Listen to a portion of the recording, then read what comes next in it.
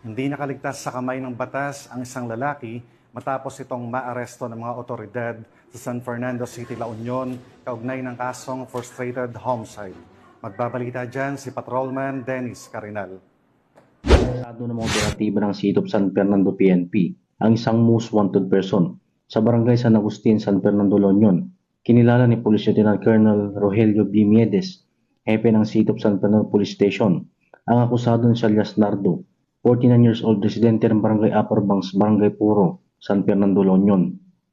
Dakong alas 3 ng hapon ng maristo ang nasabing akusado sa bisa ng warrant of arrest na nilagyan Honorable Robert T. Kawin, Presiding Judge, Regional Trial Court, 1st Judicial Region Branch 29, San Fernando City, La Union, sa kasong paglabag sa frustrated homicide at mayroong rekomendadong piyansang 24,000 pesos. Samantala, nasa kustodiya ng City of San Fernando Police Station ang nasabing akusado para sa tamang dokumentasyon at disposisyon.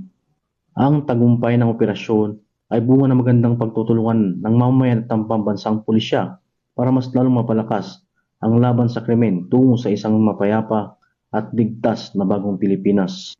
Mula dito sa PKG Ilocos Region, ako po ang inyong Police News Network Correspondent, Patrolman Dennis Carinal, alagad ng batas, tagataguyod ng Balitang Pulis.